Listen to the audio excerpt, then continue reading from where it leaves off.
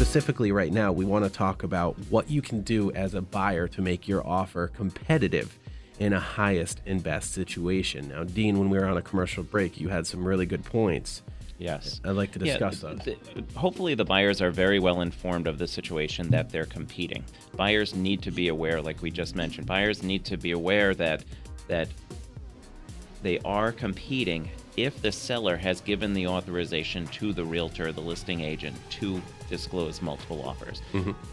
The realtor is not required to disclose multiple offers, but the seller can approve that and ask that they do. So let's assume buyers are aware they're in a multiple offers, and quite frankly, the buyer should always ask. In this market with the inventory, assume you're competing with another bid, even if you're not told you are. But the buyers have to make sure that their offer stands out above the competition. So what does that look like? Well, people immediately go to price, but let's put price aside for a minute. It's terms. What financing program are you using? Do you have a pre-approval letter? How far along are you in that pre-approval?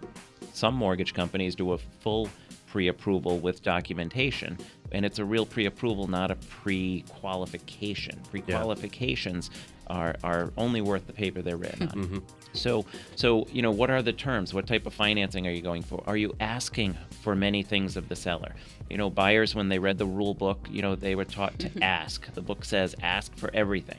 Well, asking for everything could turn the seller off. They're going to ask for appliances, you're going to ask for furniture, you're going to ask for the dog. I literally had a buyer write a dog into their offer. I kid you not. They asked for the family dog. This is why you can't make this stuff up. You can't make it up. That's right. My God. So literally, it was true. So be aware of what you're asking. If you're asking for too many things, it clouds the situation. Keep it out of it. So what are those terms? What are the financing and what have you? But when it comes down to price, how do you compete as a buyer? How do you compete? You've got to come in with your best foot forward.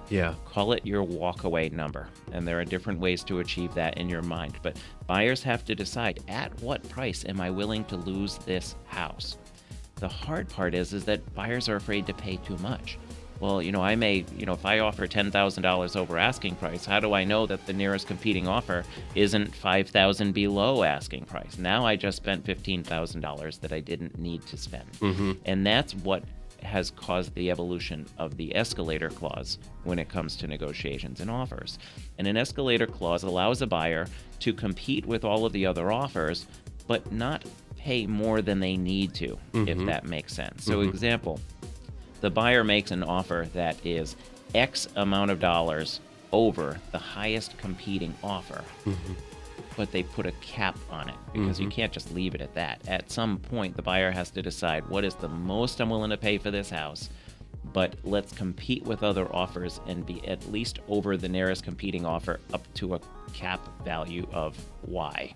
But the escalator clause allows a buyer to say, I want to be competitive, but I don't want to pay more than I need to.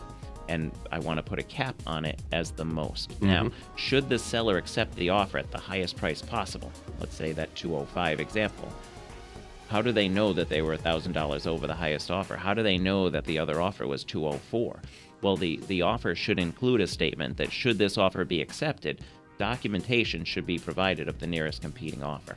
And that obviously the documentation would exclude confidentiality details, but they're entitled to see that the other offer was truly $204. Makes sense. Competing. I hadn't seen a lot of the escalation clause in my practice until recently. Every once in a while we'll see it, but it's happening more frequently now.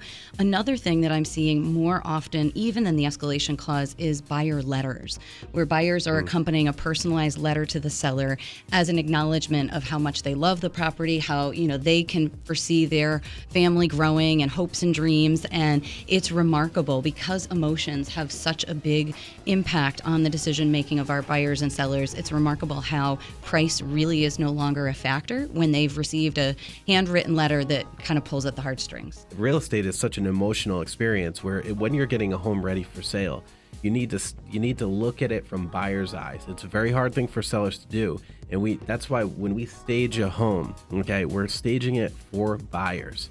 And the biggest thing I get from sellers, especially people that have been in their homes for so long and love their homes as is, why am I going to do this for buyers? Well, you're working on selling a product on the market. Right. We need to make it sellable. Yes. We need to make it a blank canvas. That's right. And that point is it's a product. It's not a home, it's a house. You buy a home, you sell a house. And when you're selling a product, it's like selling a car. If you were selling your car, you'd vacuum it, you'd polish it, you'd do everything you need to. You'd go get it fixed, you get a tune-up. Why do people, when they sell their house, just leave it as is and a good say, point. well, the buyer's just going to change it and everything, so why should I bother doing anything? Well, because you want a buyer.